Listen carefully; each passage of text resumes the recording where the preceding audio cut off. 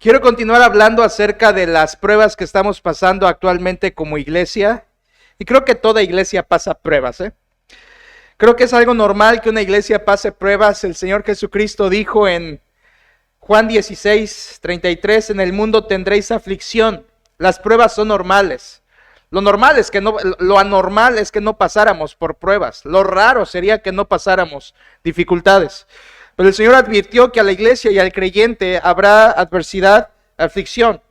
Y quiero seguir hablando de esto porque estamos como iglesia enfrentando pruebas y si se ha dado cuenta, los temas anteriores he tratado de cobijar con la palabra de Dios, guiando nuestros corazones a lo que Dios quiere que pensemos y como Dios quiere que actuemos enfrentando las pruebas. Esta mañana traigo un tema que continúa con esta misma línea y le he titulado a mi mensaje Pecado Pastoral. Pecado Pastoral. Y como habla este título, quiero hablar de lo triste, del dolor, de lo desalentador que puede ser cuando un pastor cae. De la triste realidad de que pastores caen en pecado, pecado pastoral. Y de entrada quiero venir delante de ustedes con una actitud de temor y temblor delante del Señor, con toda humildad, no para señalar, porque yo mismo, como dice Gálatas 6:1, debo tener cuidado, considerarme a mí mismo, no sea que yo también sea tentado. Así que no vengo delante de ustedes como alguien perfecto que no cae nunca, sino vengo delante de ustedes con temor, temblor, humildad, delante de Dios y de ustedes, considerándome a mí mismo. El propósito de esto no es dañar, criticar, ni como decimos los mexicanos, hacer leña del árbol caído. Pero al mismo tiempo yo tengo la responsabilidad de pastorear esta iglesia y de ayudar a esta iglesia a dirigirla por los pastos de la palabra de Dios, aun cuando pasamos pruebas. Yo soy responsable de pastorear esta iglesia y ayudarles a entender con la Biblia cómo enfrentar las pruebas que pasamos. Y si hay pecado pastoral y si habrá pecado pastoral, usted tiene que saber qué dice la Biblia y cómo la iglesia debe enfrentar esto. Por un lado, la Biblia consuela a la iglesia. Consuela porque Dios está ahí, Dios es fiel, Dios es soberano, Dios no falla. Dios no falla a la iglesia. La Biblia por un lado nos consuela y por el otro, por supuesto, también nos advierte. La Biblia advierte cuando un pastor cae, creo que es uno de los momentos en que la iglesia es más amonestada que nunca. Ver, oír sobre un pastor que cae, llega a ser una advertencia fuerte para todo creyente sincero que está buscando hacer la voluntad de Dios. Por eso esta mañana quiero hablar acerca de lo triste que es el pecado en el terreno pastoral. Y es que no es algo como que casi no pase. De hecho, es algo que pasa muy frecuente. Es algo que sucede y que es una realidad y que es tan relevante hoy que todos entendemos y conocemos que es algo tristemente que abunda. Oír de pastores que caen no es algo extraño. Me encontré con algunas encuestas que corroboran esto. Escuche, por favor. Una institución en los Estados Unidos dice que cada mes, escucha esto, cada mes en los Estados Unidos, 1,500 pastores abandonan el ministerio al mes. 1,500. Ahora, si tú me dices, pastor, ¿y 1,500 se vuelven pastores al mes? No, para nada. Esto es una cifra que va decreciendo en los pastores fieles. 1,500 al mes abandonan el ministerio. Ahora escucha esto, la mitad de esos 1,500 es por inmoralidad sexual en algún área. La mitad de los 1,500 es por algún pecado sexual. Esto es fatal. Esto hace que estén saliendo más pastores de los que están entrando al ministerio. Y ¿sabes lo que pasa con esto?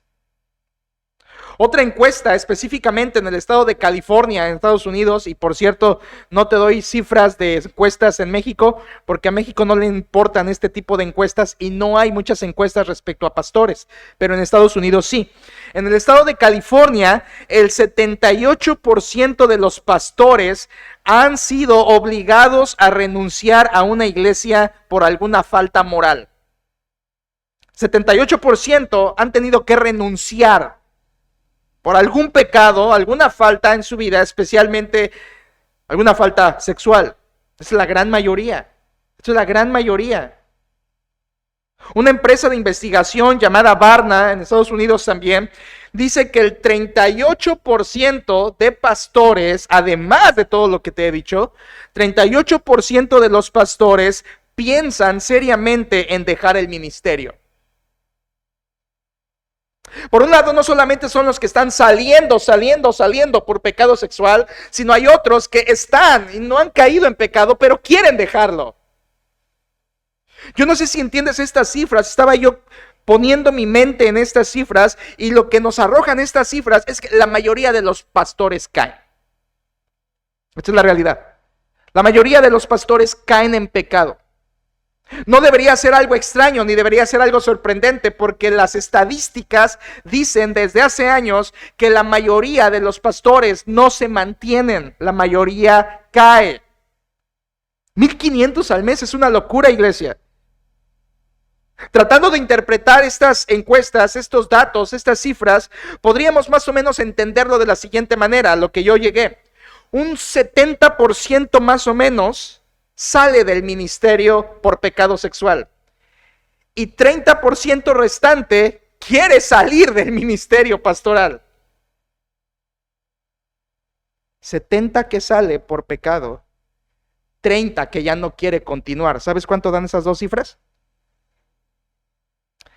Esto deja un rango mínimo de pastores que permanecen. Mínimo. Quizá de 1% o menos de pastores que continúan, que siguen, que avanzan. Si tú me preguntas cuántos pastores fieles conozco de 40 o 30 años de ministerio, los tengo que contar con una mano, con los dedos de una mano. Pastores de fieles de 30, 40 años. ¿Por qué te hablo de 30, 40 años? Porque eso es fidelidad, ¿no? Eso es fidelidad. Que yo conozca o haya oído, no superan 5 personas. Por lo tanto, estas encuestas tienen razón. Más son los pastores que caen que los que se mantienen. Más son los que están saliendo de las filas que los que están entrando a las filas del ministerio.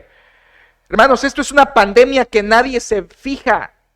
Es una pandemia obvia que nadie está haciendo nada y que no estamos apercibidos de esto. La mayoría de los pastores caen. Y esto no solamente lo dicen estos números fríos que te acabo de decir. Tú conoces a pastores que caen. Tú has oído de pastores. Todos conocemos a alguien que en algún momento fue pastor, supuesto pastor, incluso varios casos donde cayeron finalmente en pecado y tuvieron que dejar el ministerio. Yo sé que hay varias razones. Por ejemplo, entre pastores se dice que hay 3 problemas principales de pastores. Esto es entre pastores, no es la Biblia, ¿de acuerdo? Solo te estoy compartiendo algo. Entre pastores se dice que hay 3 grandes problemas de los pastores y los 3 problemas son las 3 terribles Fs. Por un lado, un problema grande para el pastor son la flojera. La flojera, hay pastores flojos, ¿verdad? Dice el Señor Jesucristo, dice, rogad pues al Señor de la mies que envíe obreros a su mies. Dice, a la verdad la mies es mucha y los obreros pocos. Y dicen algunos, y los pocos flojos. Así que flojera es un problema de muchos pastores. No están haciendo la obra como deberían, es un primer problema. Segundo problema es finanzas. Muchos pastores caen en pecado por finanzas, es decir, por un mal manejo de dinero, por una operación deshonesta de los diezmos y de las ofrendas. Y en tercer lugar, la peor de todas es por, así le han puesto, no me pregunte por qué, solamente le estoy pasando algo que dicen los pastores, faldas, mujeres, pecado sexual. 70% de pastores caen, la mayoría por esto último, por pecado inmoral, por pecado sexual, más que por dinero, más que por flojera. La principal razón por la que un pastor sale del ministerio es pecado sexual. Llámese pastores, misioneros, siervos de Dios o supuestos pastores caen en esto. Ahora yo quiero que pongan el énfasis en lo siguiente, iglesia. Todo esto, la ausencia de pastores fieles, la continua caída de pastores en pecado y saliendo del ministerio, solo está queriendo decir una cosa. Esas personas, aunque estaban en un puesto, aunque estaban en una iglesia, aunque estaban en algún ministerio, no eran santas. No eran santas.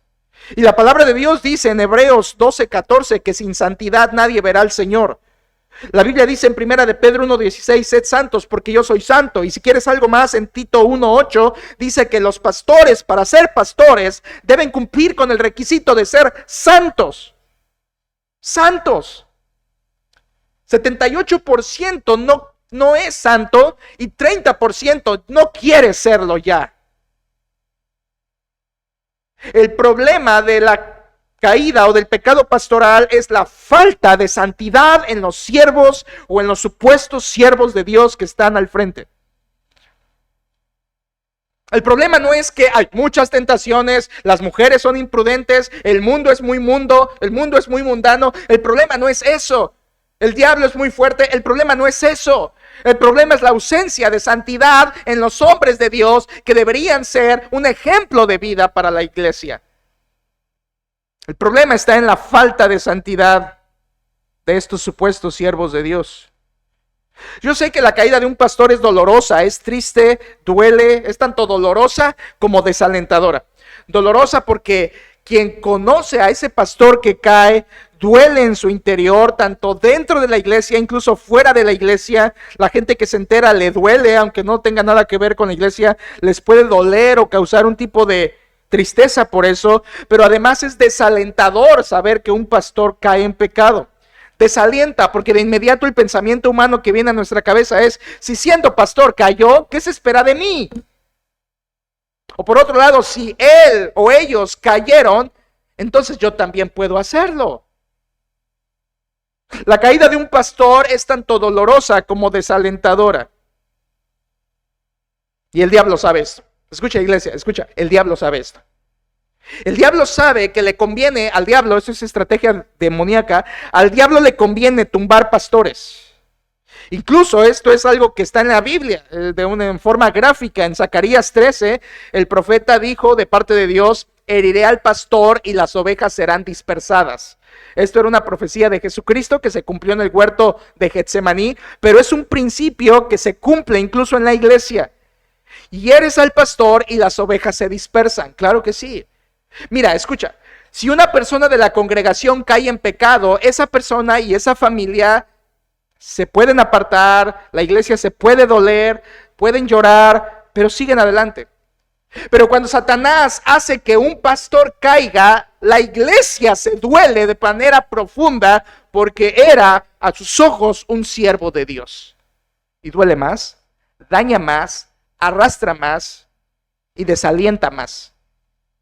El diablo sabe eso. Por eso busca con insistencia diabólica hacer caer a los pastores. Últimamente le he estado diciendo yo a mi esposa una frase que estamos tratando de poner en nuestra mente diario, y es, le digo a mi esposa, tú y yo estamos en la lista del diablo. Somos los próximos en su lista.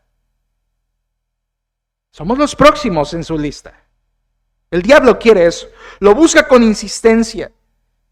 Estrategia diabólica, satánica.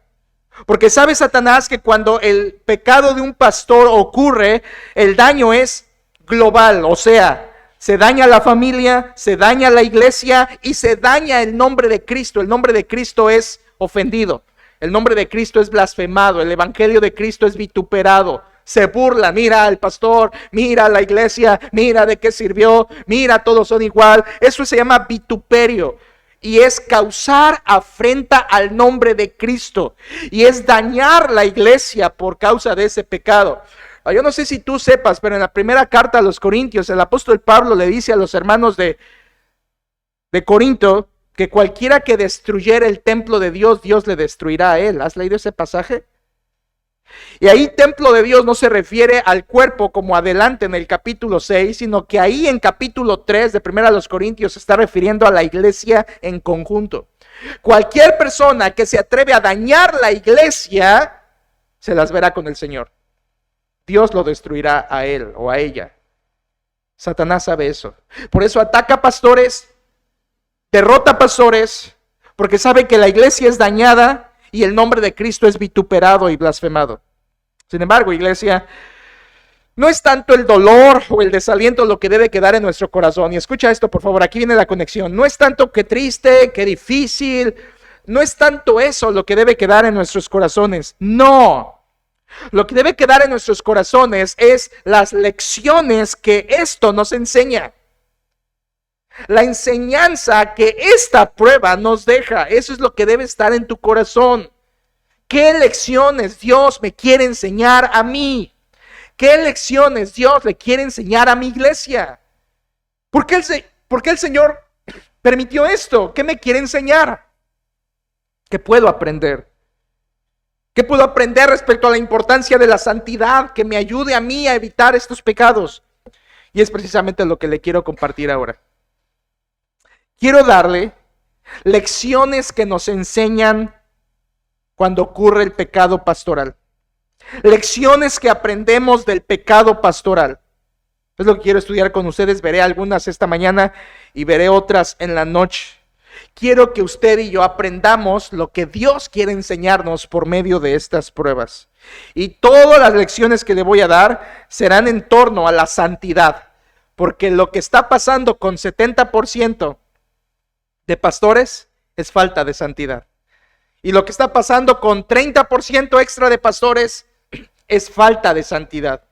Y yo quiero que usted aprenda conmigo algunas lecciones importantes sobre esto. Le voy a dar frases, ¿de acuerdo? Frases, lecciones. Son un poco largas, no son encabezados cortos como regularmente acostumbro, sino que son frases largas que quisiera que usted anotara, quisiera que usted recordara, quisiera que tuviera presente, porque son lecciones. Son puntos que usted no puede dejar pasar. Son cosas que si avanza esta prueba y usted no las adquirió, en vano pasaste la prueba. En vano pasaste la prueba. Dios quiere que aprendamos estas lecciones y quiero darte algunas esta mañana y terminar en la noche. Número 1. Primer lección que aprendemos del pecado pastoral. Número 1. Una posición de liderazgo no equivale a santidad. Una posición de liderazgo no equivale a santidad. Esta es una lección importante. Muchas veces creemos que sí, que alguien porque es líder automáticamente ya es santo. Y dices, bueno, es pastor, debe ser santo porque por algo es pastor. Y la idea es que pensamos que esto debe ser así siempre, pero no siempre es así. El hecho de tener una posición al frente no automáticamente da santidad. Esto no pasa. No siempre es así. Escuchen, hermanos, todas las lecciones son para salir de nuestra mente común y pensar bíblicamente. Y yo sé que tú has pensado, bueno, si está el líder es porque es santo. Si no, no estuviera ahí. Por algo Dios lo puso. No. Escucha, puede alguien estar en el liderazgo y ser un impío. Y te voy a dar un ejemplo. Primero de Samuel capítulo 2, por favor. Vamos a ver varias citas, así que ve abriendo tu Biblia y mantente en sintonía con nosotros. En primer libro de Samuel capítulo 2 tenemos una historia fresca porque lo estamos estudiando los miércoles. Por cierto, si tú no vienes aquí los miércoles te estás perdiendo de un gran banquete espiritual del primer libro de Samuel. En primero de Samuel 2 tenemos el pecado de líderes. Y quiero que lo veas. Primero de Samuel 2:13, ¿te acuerdas la historia de Elí y sus hijos?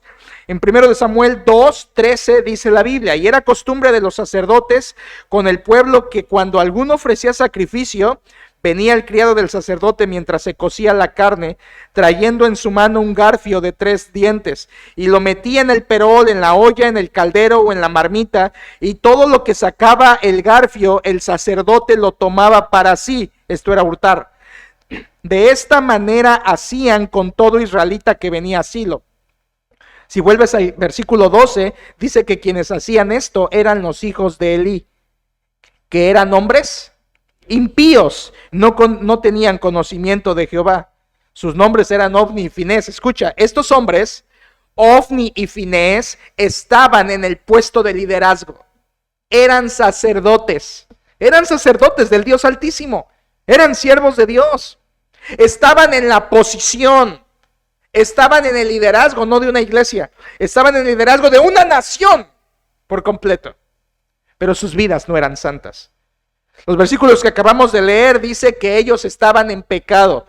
De hecho, el versículo 12 que leí dice que eran impíos. Versículos 13, 14 y 15 dice que robaban. Versículo 15 dice que robaban la grosura, la cual era para Dios exclusivamente, quemarla. Pero ellos la tomaban para sí. Versículo 15 dice, asimismo, antes de quemar la grosura, venía el criado del sacerdote y decía al que sacrificaba: da carne que asar para el sacerdote, porque no tomará de ti carne cocida, sino cruda. Y versículo siguiente, forcejeaban hasta el punto que robaban la grosura para los sacerdotes. Este era un pecado, escucha, que merecía la muerte.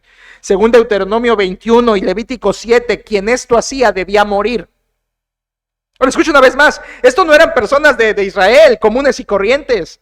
Eran los sacerdotes de Jehová. Eran los que debían traer, para que me entiendas, eran los que debían traer una lámina en la frente, en la mitra, que tenía que decir: santidad a Jehová. Y estaban actuando de cualquier manera, menos con santidad a Jehová. Si bajas un poco más, dice que incluso ellos estaban peor que eso. Versículo 17 dice: era pues muy grande delante de Jehová el pecado de los jóvenes, porque los hombres menospreciaban las ofrendas de Jehová. Esto quiere decir que las personas de Israel comenzaban a despreciar el ofrecer a Dios, porque sabían que los líderes estaban en pecado, eran deshonestos, desanimaba al pueblo. Ahora, ¿crees que no podía estar peor? Versículo 22, escucha, versículo 22 dice: pero Elí, su papá, era muy viejo y oía de todo lo que sus hijos hacían con todo Israel, esto es, robaban, y escucha algo más: y cómo dormían con las mujeres que velaban a la puerta del tabernáculo de reunión. Esto era terrible.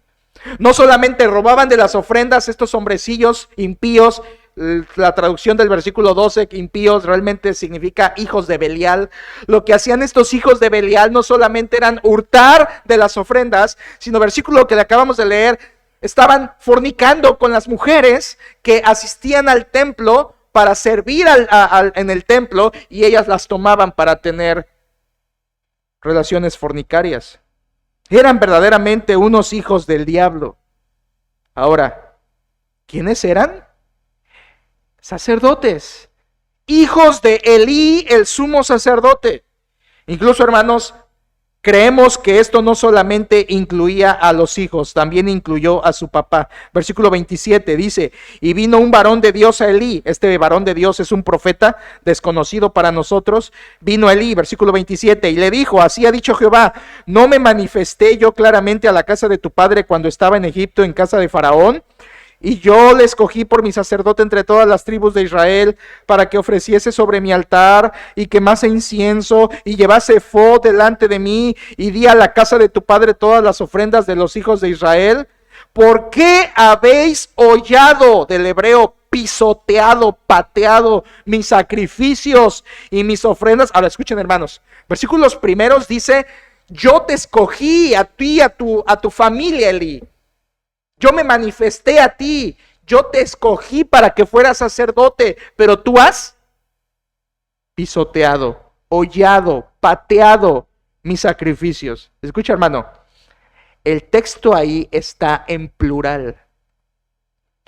No dice: tus hijos han pateado mis sacrificios. No, dice: tú y tus hijos han pateado, han hollado, han pisoteado mis sacrificios. En otras palabras, Elí estaba incluido en la inmoralidad de sus hijos. Elí también participaba de la grasa y de la carne que se robaba. De hecho, en capítulo 4, versículo 18, cuando Elí muere, dice que era un hombre gordo, grueso. Eso se debía probablemente a que comía de la carne y de la grasa que era exclusiva para Dios, pero sus hijos la hurtaban y la compartían con él. Para que me entiendan, era un pecado familiar. Era un pecado entre padres e hijos. Esto es terrible, iglesia, porque son o eran sacerdotes de Jehová. Tenían que ser santos y no lo estaban siendo. Por supuesto, Dios confronta eso en estos versículos, y versículo 30 dice: ¿qué merecían? Tú sabes qué merecían, ¿verdad? Merecían juicio. Versículo 30 dice: por tanto, Jehová, el Dios de Israel, dice: yo había dicho que tu casa y la casa de tu padre andarían delante de mí perpetuamente, mas ahora ha dicho Jehová: nunca yo tal haga. porque yo honraré a los que me honran y los que me desprecian serán tenidos en poco. Aquí viene el juicio, escucha lo que sigue, versículo 31. He aquí vienen días en que cortaré tu brazo y el brazo de la casa de tu padre, de modo que no haya anciano en tu casa. O sea, quiere decir que no habría descendencia. Versículo 32, verás tu casa humillada mientras Dios colma de bienes a Israel y en ningún tiempo habrá anciano en tu casa, cero descendencia. 33, el varón de los tuyos que yo no corte de mi altar será para consumir tus ojos y llenar tu alma de dolor, y todos los nacidos en tu casa morirán en la edad viril. No hay descendencia para ti, Elí, por tu pecado. Versículo 34, y esto te será por señal. Esto que acontecerá a tus dos hijos, Ofni y Finés, ambos morirán en un día. Dios, por su pecado de Elí, le quita el sacerdocio, le quita descendencia y le quita a sus dos hijos que van a morir en un día. Hermanos, esto es lo que merece alguien que está en pecado y en el liderazgo. No creas que por tener una posición, eso automáticamente te da la santidad. No te engañes. No porque ves a una persona al frente, pienses que esa persona ya es santa. No precisamente. No lo eran estos tres hombres. De hecho, ellos fueron juzgados por su pecado.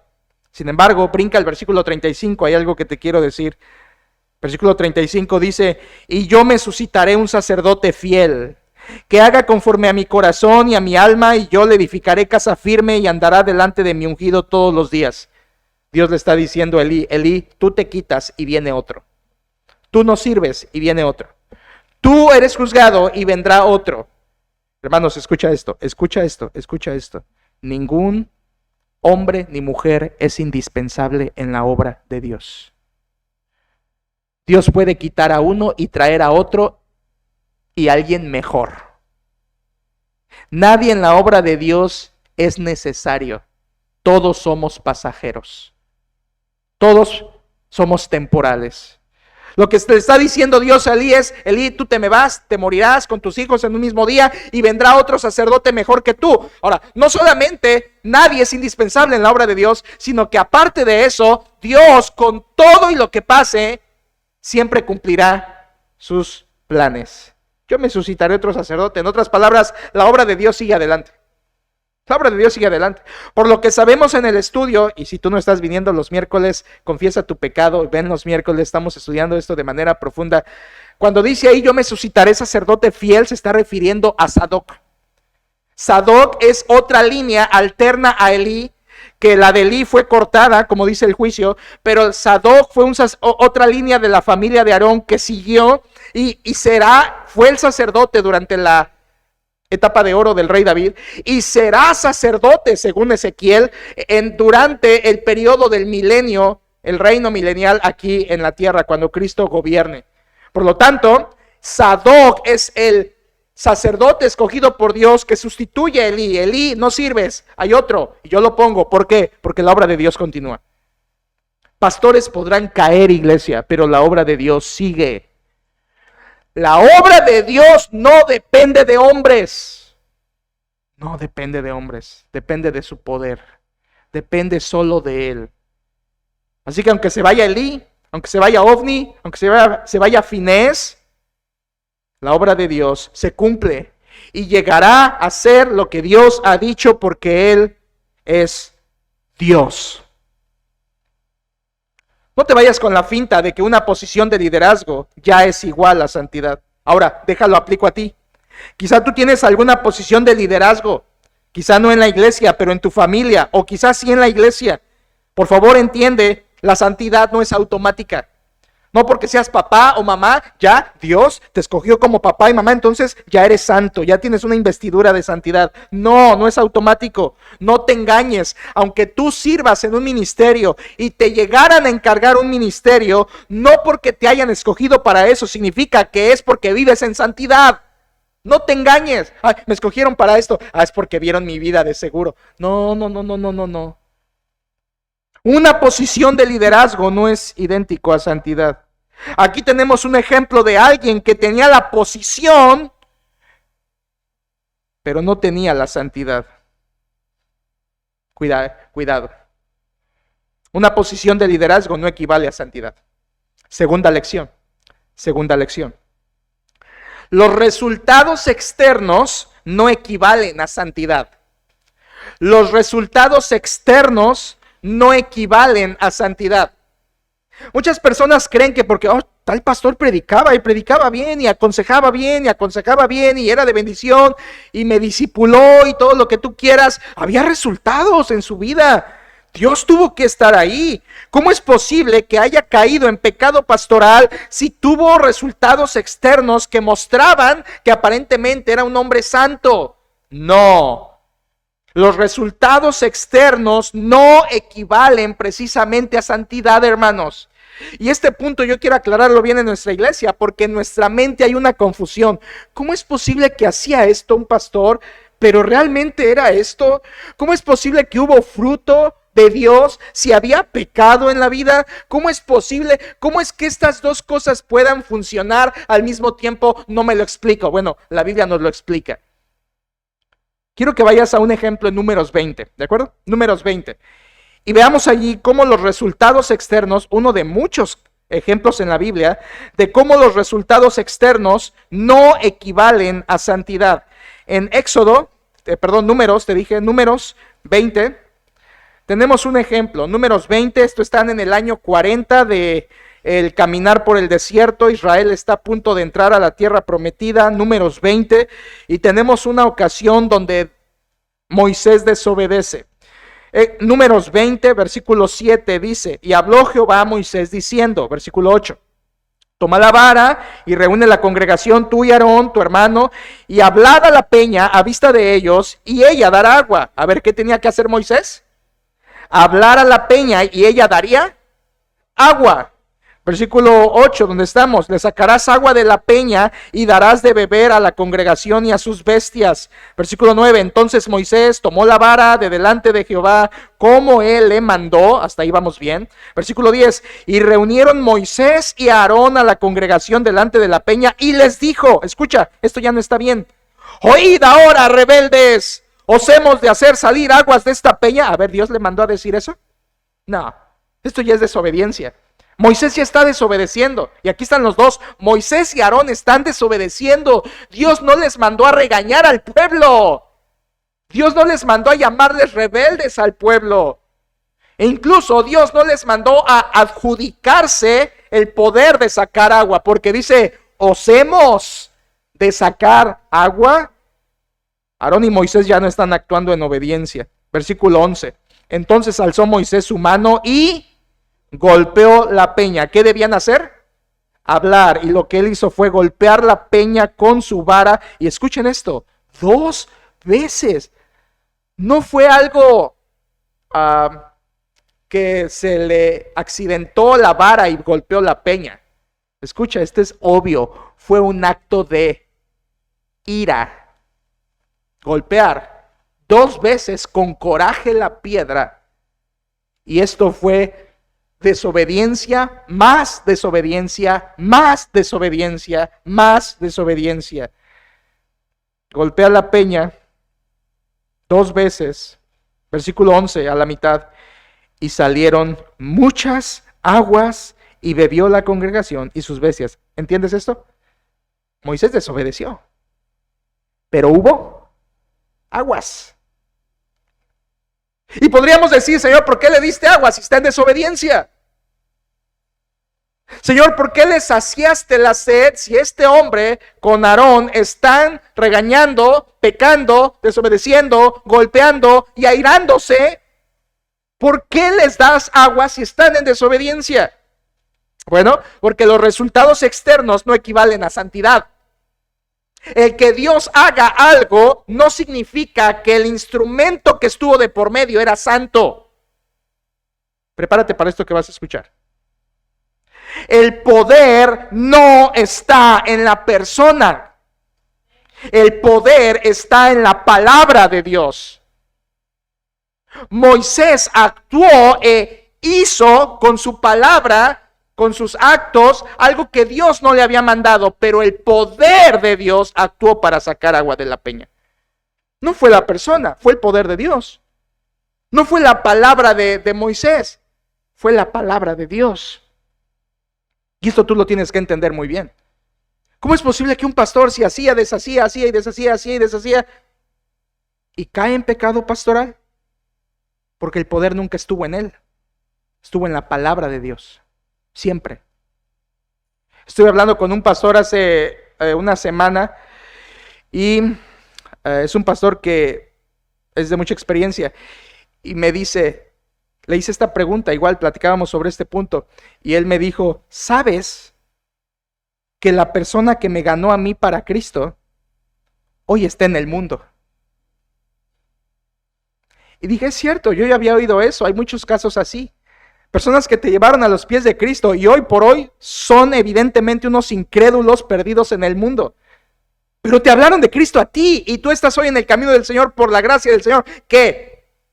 ¿Ese hombre estaba en santidad? No, no lo estaba. ¿Dónde estuvo el poder? ¿En él? No. ¿Dónde estuvo el poder? En la palabra de Dios que tú oíste y tuviste fe y creíste y Dios te salvó.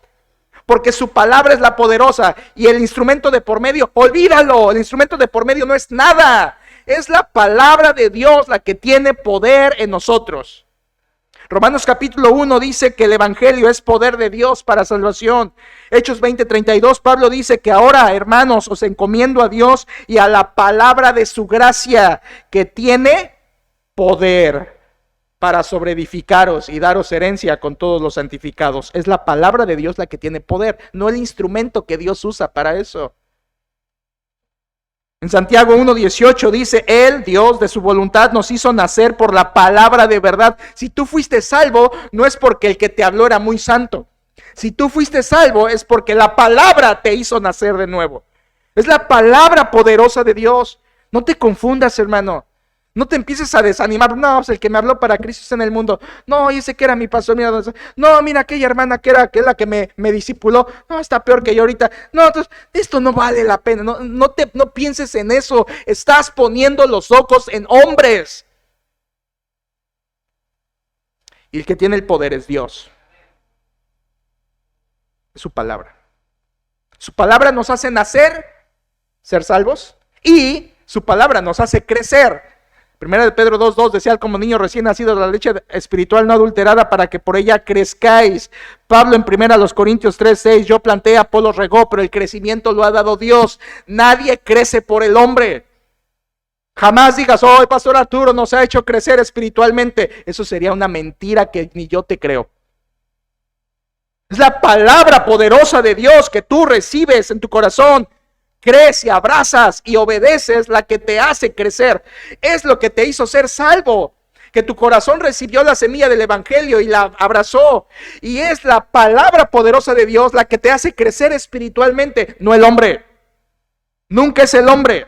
Por eso los resultados externos no equivalen a santidad, porque el poder del resultado está en Dios y en su palabra. No creas que porque Dios te da resultados a ti por medio de lo que haces, no creas que tú porque compartes de Cristo y la gente se interesa, sirves en la iglesia en algo y salen las cosas bien, no creas que porque hay resultados significa que Dios está de acuerdo con tu nivel de santidad. No te engañes. No creas que porque di una clase a los niños, hice esto en la iglesia, me encomendaron esto y salió a pedir de boca. Perfecto, excelente. Señor, creo que estás tan de acuerdo con mi vida, te encanta mi vida que por eso diste estos frutos. No te engañes, no es así. No es así. Si hay fruto es por la gracia y el poder de Dios, nunca del hombre. Creo que queda claro eso, ¿verdad? Los resultados externos no equivalen a santidad. Tercera lección. Apariencia pública no equivale a santidad. Apariencia pública no equivale a santidad. Esto es tan común. Es que se veía, es que parecía, es que aparentaba, es que a todas luces, y tenemos ese tipo de cosas que nos sorprenden. Ahora, déjenme decirles esto, hermano, solamente como para que te des un punto de comparación. El anticristo, ¿sí? El anticristo va a ser un hombre totalmente de apariencia llamativa, perfecta, reluciente, carismático, simpático, que va a atraer a las masas. persuasivo, de una apariencia inigualable. Y no es maravilla porque el mismo Satanás se disfraza como ángel de luz. Si tú piensas en la apariencia y dijiste, no, es que se veía re santo, pero ahora nos salió todo lo opuesto, tú estás siendo engañado por lo que ves. Y si no lo sabías, apariencia pública no equivale a santidad. Quiero que vayas a un ejemplo muy rápido en Mateo 23. Tenemos un ejemplo de esto en los tremendos escribas y fariseos. Mateo 23, cuando Cristo en este sermón de Mateo 23 condena a los escribas y fariseos, especialmente versículo 27, Mateo 23, 27 dice la Biblia: ay de vosotros, escribas y fariseos hipócritas, falsos, porque sois semejantes a sepulcros blanqueados, que por fuera la verdad se muestran hermosos, mas por dentro estáis llenos de huesos de muertos y de toda inmundicia. Versículo 28, así también vosotros por fuera a la verdad, vean esto, por fuera a la verdad os mostráis justos a los hombres, pero por dentro estáis llenos de hipocresía e iniquidad. Cristo le dice a los escribas y fariseos: ustedes son sepulcros blanqueados, ustedes son tumbas pintadas. Lo que hacían en ese tiempo era que llenaban de cal la fachada de las tumbas para que parecieran blancas, bonitas y relucientes. Jesucristo está usando ahí cosas hermosas en su enseñanza, a la vez, al mismo tiempo que duras. Porque ¿sabes qué hacían los escribas y fariseos cuando ayunaban? Se polveaban la cara para verse pálidos y aparentar a los hombres que eran muy justos. Jesucristo les está usando una comparación perfecta a su hipocresía. Ustedes son sepulcros blanqueados, se polvean la cara, pero por dentro están llenos de pecado. Escucha esto, hermano. Sí, es cierto, sí, las apariencias engañan y lo que tú quieras, pero apariencia pública no señala santidad. No. No es porque parecía, se veía, cantaba, sabía. Todo eso es lo que mira el hombre. Pero Dios no mira lo que está delante de los ojos, porque Dios mira el corazón. Y eso es interno. Ahora, escucha esto que te voy a decir. Acuérdate para hasta cuando estemos en el cielo. Y verás que es cierto. La verdadera santidad comienza en privado, no en público. La verdadera santidad no es, véanme, canto, sirvo, oro, dirijo, hago esto, voy, vengo, testifico. Esa santidad es falsa. Si no está sostenida por una vida íntima de santidad con Dios. La verdadera santidad comienza en secreto. ¿Te acuerdas en Mateo capítulo 6? Jesucristo comienza a condenar, próximamente ya vamos a entrar ahí al capítulo 6 en Mateo. Jesucristo comienza a condenar la hipocresía, lo que hacen los escribas y fariseos delante de los hombres. Pero versículo 6 dice: mas tú cuando ores, entra en tu aposento y cerrada la puerta, ahora tu Padre que está en secreto y tu Padre que ve en lo secreto te recompensará en público. Porque la verdadera santidad es privada o no existe. Si una persona se para a hablar en la iglesia que tú quieras y no tiene una vida personal, íntima, privada, en secreto con Dios, esa persona, por más poderosa que parezca en su apariencia, en su mensaje o en lo que haga, no es santo delante de Dios. Es solo apariencia. Es un fariseo. Es un escriba. Es alguien que se polvea la cara, pero por dentro está lleno de huesos y de toda inmundicia. No te deslumbres por la apariencia, especialmente de los pastores.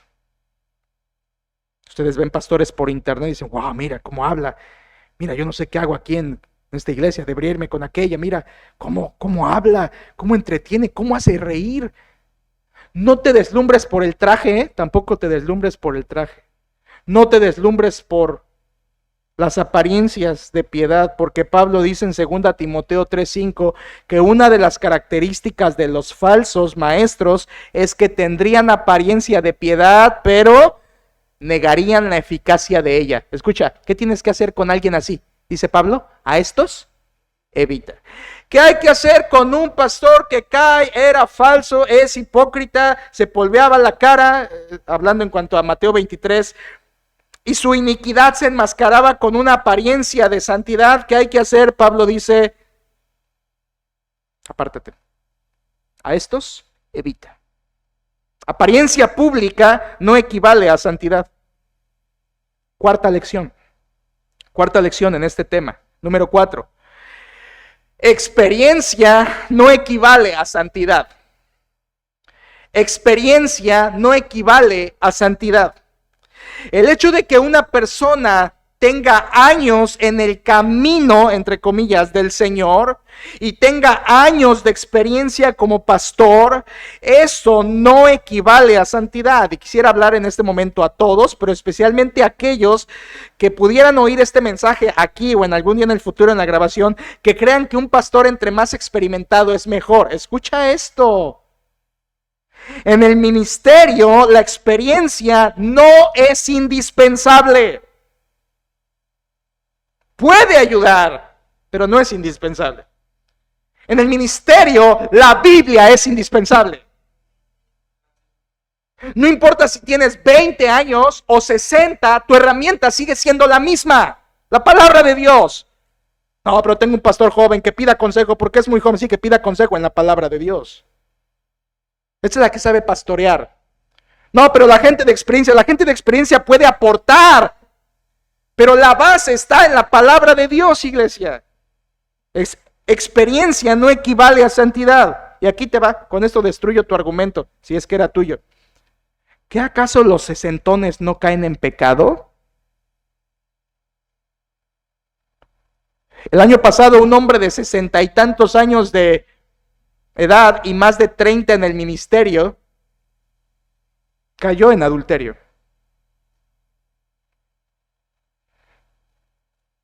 No es la experiencia lo que te equivale a santidad.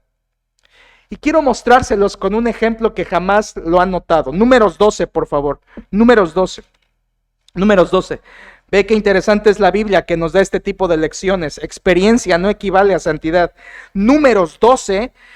Volvemos al desierto con Moisés y el pueblo de Israel. Y en Números 12, versículo 1 dice: María y Aarón hablaron contra Moisés a causa de la mujer cusita que había tomado, porque él había tomado mujer cusita.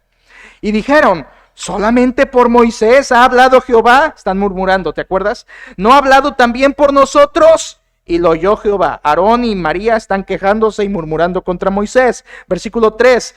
Y aquel varón Moisés era muy manso, más que todos los hombres que había sobre la tierra. Luego dijo Jehová a Moisés, a Aarón y a María: salid vosotros tres al tabernáculo de reunión. Y salieron ellos tres. Entonces Jehová descendió en la columna de la nube y se puso a la puerta del tabernáculo y llamó a Aarón y a María, y salieron ambos, y él les dijo: oíd ahora mis palabras. Escucha, cuando haya entre vosotros profeta de Jehová, le apareceré en visión, en sueños hablaré con él, no así a mi siervo Moisés, que es fiel en toda mi casa. Cara a cara hablaré con él, y claramente, y no por figuras, y verá la apariencia de Jehová. ¿Por qué pues no tuviste temor de hablar contra mi siervo Moisés? En otras palabras, Dios le dice a los hermanos: Moisés está protegido. Yo lo protejo porque es obediente. No hables contra él. Ellos habían hablado contra Moisés, y versículo 9 dice que entonces la ira de Jehová se encendió contra ellos y se fue. Sabes que hubo juicio por esto más adelante, y aunque Dios lo perdonó, hubo juicio. Tú dirás: pastor, ¿y dónde está esto? Escúchame. Cuando esto pasa, que Aarón y María murmuran contra Moisés, Moisés tenía unos 81 años de edad. Moisés era el bebé de la familia y tenía 81 años. Aarón debió haber tenido 84 años. Y María, la que comenzó con la instigación de la murmuración, tenía 93. María, Aarón, ya habían visto las plagas en Egipto, ¿sí o no? Vieron el mar rojo abrirse. María dirigió el canto con las mujeres después del milagro de que se abrió el mar. Aarón ya había sido escogido como sacerdote. Habían visto la gloria de Dios. Veían la columna de nube, veían la columna de fuego, veían la nube descender, veían la gloria de Dios. Conocían a Dios, habían visto a Dios juzgar. Eran unos hombres experimentados, iglesia. Eran una familia de líderes. Eran una familia de años de estar sirviendo al Señor y de años de edad, 93 años. Y ahí tienes a la viejita María. de 93 años murmurando, pecando contra su hermano y contra Dios. ¿Por qué? Porque la experiencia no equivale a santidad. Ser de muchos años y ser de mucha edad no es igual a ser santo. A veces vemos a gente ancianita en el ministerio y dice, ese pastor, mira, cuánta santidad refleja. No precisamente. Y ves a un joven pastor y dices, ese joven pastor al rato cae. No precisamente. No precisamente. Pablo le dice a Timoteo, ninguno tenga en poco tu juventud, sino sé ejemplo de los creyentes en palabra, conducta, amor, espíritu, fe y pureza. Yo siempre he dicho, ¿qué habrá sentido Timoteo cuando tuvo que leerle eso a la iglesia? Porque eso se lo tuvo que leer Timoteo a la iglesia. Era una carta para él, pero yo estoy seguro que se la leyó a la iglesia. ¿Cómo se sintió Timoteo cuando le leyó a la iglesia eso? ¿Y qué pensó la iglesia cuando escuchó al apóstol decir, no tengan en poco al pastor joven? ¿Por qué? Porque experiencia no equivale a santidad.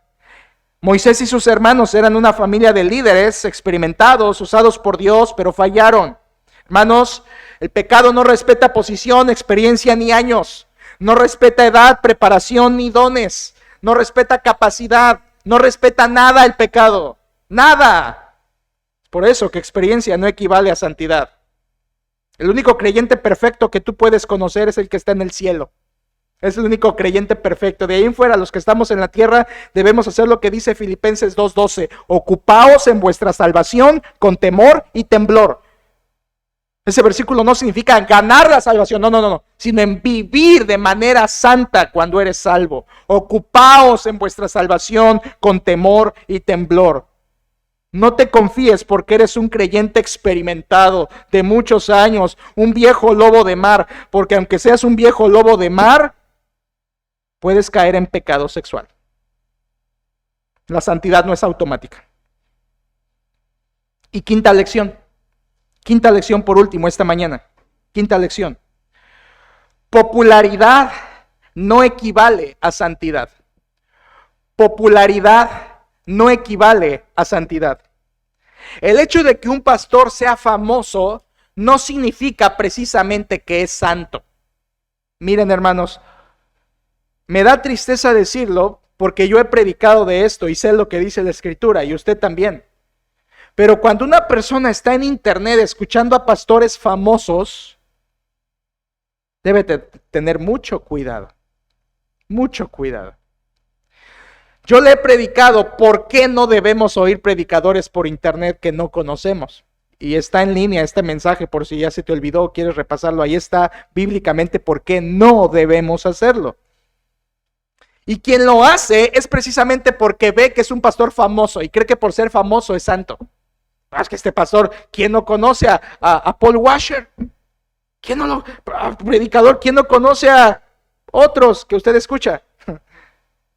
Porque, claro, es un gran pastor, ve su ministerio, ve sus videos, ve su mensaje, hablan tan bonito. Y ahí está la gente escuchando sus mensajes en internet y ni los conoces. Y como ya sé que no vas a escuchar el mensaje en línea si escuchar predicadores por internet, te doy la esencia. Cristo dijo que no puedes escuchar a un predicador si no conoces sus frutos. Porque si ese predicador predica muy bien, pero sus frutos son malos, no es digno de ser seguido ni escuchado. Así que la Biblia filtra muy bien. Los únicos predicadores que debes escuchar son aquellos que tienes la evidencia de que sus frutos de vida son correctos. Pero hay muchas personas que creen que por escuchar a un predicador popular ya es santo. Creemos que es así. Entre más popular, más santo es. Esto es un engaño del diablo. Mire por favor rápidamente en 2 Timoteo, tenemos un ejemplo sencillo de esto. En 2 Timoteo capítulo 4, 2 Timoteo 4, tenemos un ejemplo, versículo 3, 2 Timoteo 4, 3, dice la Biblia, porque vendrá tiempo cuando no sufrirán la sana doctrina. Pablo hablándole a Timoteo, encareciéndole, versículo 1, llamándole a que predique la palabra, versículo 2, y versículo 3 dice, porque vendrá tiempo cuando no sufrirán la sana doctrina, esto es, no soportarán, no tolerarán, no quieren la sana doctrina, sino que teniendo comezón de oír, se amontonarán maestros conforme a sus propias concupiscencias. Aquí está hablando de falsos maestros, que iba a haber tantos y se iban a volver tan famosos que la gente los iba a seguir. La popularidad de estos falsos está implícita en el versículo 3 y versículo 4 dice, y apartarán de la verdad el oído y se volverán a las fábulas. Predicadores famosos, predicadores que jalarán gente, pastores supuestos pastores que predicarán y hablarán a la gente, pero su popularidad no es equivalente a santidad. La gente los conoce, son aceptados, son populares, son seguidos, pero no son santos. Escucha, las sectas son populares. Las sectas son populares, muy populares.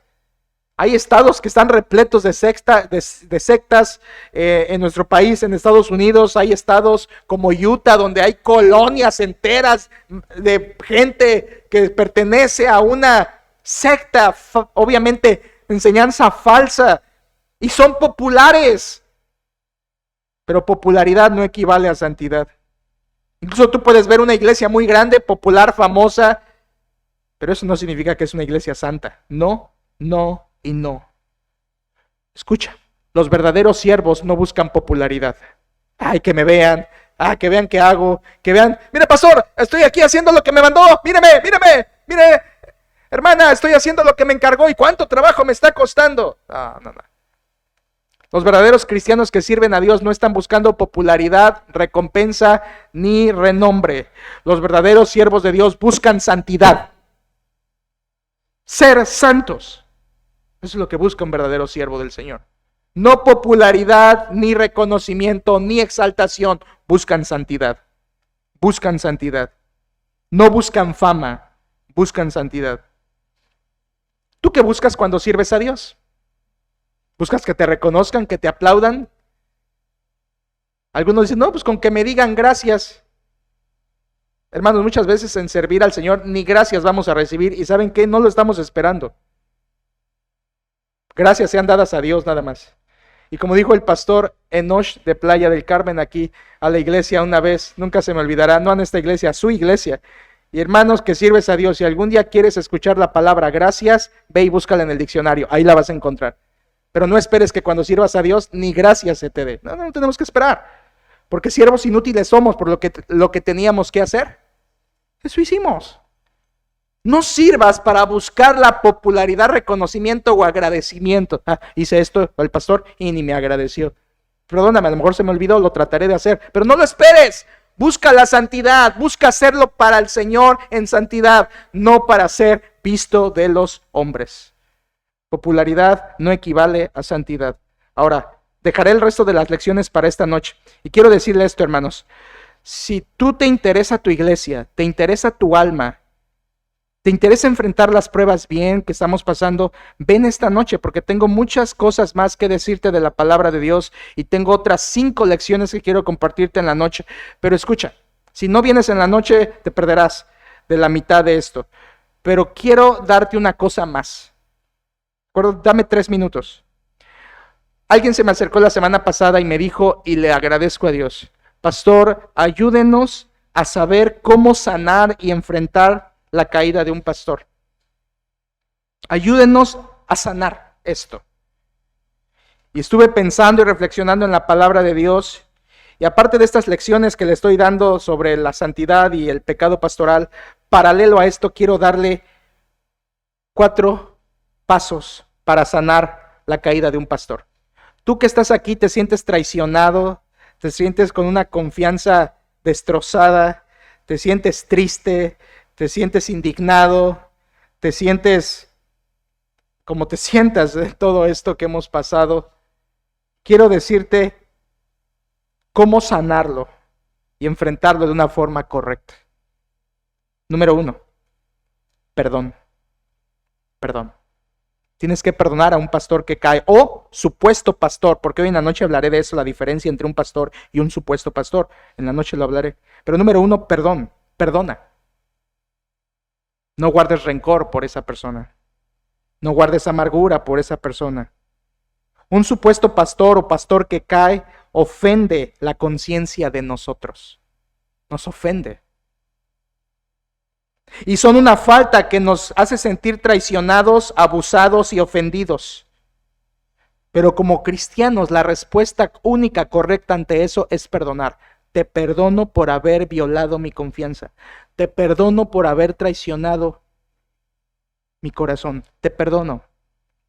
Es lo que Cristo hizo desde la cruz. Padre, perdónalos porque no saben lo que hacen. Ahora, no significa que habrá reconciliación, pero sí debe haber perdón. La reconciliación puede que no se logre, pero el perdón siempre debe estar allí. Número 1, ¿cómo enfrentar esto? Perdona, sin rencor, sin amargura. Ahora, si no das este paso, te vas a empezar a contaminar, a llenar de apicria. Apicria es amargura y amargura es veneno. Y Hebreos dice que no dejemos de alcanzar la gracia de Dios, que brotando una raíz de amargura os estorbe y por ella muchos sean contaminados. Miren, hermanos, se los voy a decir de frente. ¿Sabes qué quiere el diablo con esta prueba? Que 2 o 3 familias se desanimen, se desalienten, se llenen de amargura y luego salgan por esas puertas para jamás volver, jóvenes y sus familias, para jamás volver a decir, ¿para qué? Mira lo que hizo. Y la herida la dejes que crezca y supure y supure y supure. ¿Por qué? Porque no perdonas. Todo comienza con perdón. Si no perdonas, el resto de las cosas no las podrás hacer. Todo comienza con perdón. Perdona. Es una orden de Cristo. Perdona. ¿Cómo has sido? Perdonado. Número 2. No solo perdón, sino en segundo lugar, examinación. Un segundo paso para sanar la caída de un pastor es examinación. Ya que perdonas, en vez de ponerte a señalar la vida ajena, debes comenzar a examinar tu propia vida, con el propósito de purgar tu vida, de saber que tú, hermano, hermana, tú también estás en la lista del diablo, ¿eh? Tú también. Los pastores tenemos una zona VIP en la lista del diablo, pero tú también estás en la lista del diablo, tú también. Y debes examinarte porque tú puedes ser el próximo que Satanás arrastre sigilosamente, lentamente a través de los años y te atrape y te capte y encierre tu alma en el pecado sexual. Proverbios 6. Por eso debes de examinar tu vida. Señor, ¿qué está mal en mí? ¿Qué estoy permitiendo en mis ojos? ¿Qué estoy permitiendo en mi mente? ¿Qué pensamientos, qué imaginaciones estoy permitiendo? ¿Qué cosas estoy permitiendo en mi teléfono? ¿Qué cosas estoy permitiendo en mis mensajes? ¿Qué cosas he dejado entrar en mi corazón? ¿Qué se está filtrando a mi vida? ¿Con quién estoy hablando? ¿Con quién estoy dejando que su voz se llegue a mi oído y se vuelva una influencia en mi vida? ¿A quién? Examina tu vida, purga tu vida, porque estás en la lista del diablo. O quizá hay alguien aquí que está igual ya en esa situación de un pecado oculto y estás a tiempo de confesarlo y apartarte. Perdón, examinación. Tercero, muy importante, convicción. Para enfrentar la caída de un pastor tienes que tener convicción. ¿Convicción en qué? Escucha, convicción es confianza. Confianza en que Dios va a juzgar eso. Que tú no eres el juez. Que no te toca a ti aplicar el castigo, sino que debes confiar en la justicia de Dios. Que Dios se va a encargar. Que Dios se va a encargar. Él es juez. Algunos dicen, no, pero ¿por qué? Que sufra, que esto, que lo otro. O por otro lado, no, tolerancia, tolerancia. No. Deja el caso en la justicia perfecta de Dios. ¿Y saben qué, hermanos? Y eso da tanta paz en el corazón. Saber que Dios se va a encargar. Dos polos opuestos. Una gente se pone justiciera, no justa, justiciera. Casi, línchenlo, ¿verdad? Línchenlo. Y por otro lado, el otro extremo está, no, tolérenlo, no entiende, está apenas comprendiendo la vida. No, ni tolerancia ni justiciero. Dejemos todo en las manos de la justicia perfecta de Dios. Y te da tanta paz cuando dices, Señor, tú te encargarás. Tú te encargarás. Perdón, examinación, convicción y cuarta y última, determinación. ¿Determinación de qué? De seguir adelante, hermanos. De que no podemos quedarnos, lo que pasamos, lo que sufrimos, la vida cristiana, la iglesia, y ahora ¿qué vamos a hacer? Te voy a decir lo que vamos a hacer. Vamos a continuar. Vamos a seguir adelante. Vamos a ir a otra etapa. Vamos a tomarnos de la mano del Señor y a caminar de su mano como siempre lo hemos hecho. Porque Él es el que lleva su obra. Y nadie es indispensable. Determinación a continuar, olvidando ciertamente lo que queda atrás y extendiéndome a lo que está delante, prosigo a la meta, prosigo a la meta, prosigo a la meta. Perdón, examinación, convicción y determinación. Ven esta noche, hay más cosas que Dios quiere decirte. Oremos. Padre, gracias por tu palabra. Gracias porque esto nos ayuda. Tu palabra es bálsamo que sana y al mismo tiempo medicina que impulsa, que levanta. Señor, ciertamente lloramos con los que lloran, pero nos fortalecemos en ti, Señor. Queremos, Padre, que nos ayudes a seguir estas lecciones sobre la santidad y el pecado pastoral y que nos ayudes a no caer en el engaño, a no dejarnos desviar por el diablo, a no dejarnos desanimar por estas trampas diabólicas. Ayúdanos, Señor, a mirar nuestra vida si estamos viviendo en santidad y líbranos de un pecado similar que nos podría destituir, evidenciar, dañar, destruir. Señor, ayúdanos a buscar la santidad y nada más. Ayúdanos a ser íntegros, que lo que somos en público lo somos realmente en el interior. Ayúdanos, Señor, a poner nuestros ojos en Cristo y no en el hombre. Y ayúdanos, Padre, a sanar y enfrentar la caída como tú nos marcas en tu palabra. Ayúdanos a perdonar como hemos sido perdonados y a no guardar nada de amargura. Ayúdanos a examinarnos para saber cómo estamos y entregarte a ti todo lo que esté ahí dañando nuestro corazón. Danos la convicción de que tu justicia actuará y danos la determinación de seguir adelante, Señor. Gracias porque esto es tu palabra, yo confío en ella. Te amamos, Señor, y queremos que nos ayudes a guardarla. Todo esto te lo pedimos en el nombre de nuestro Señor Jesucristo. Amén.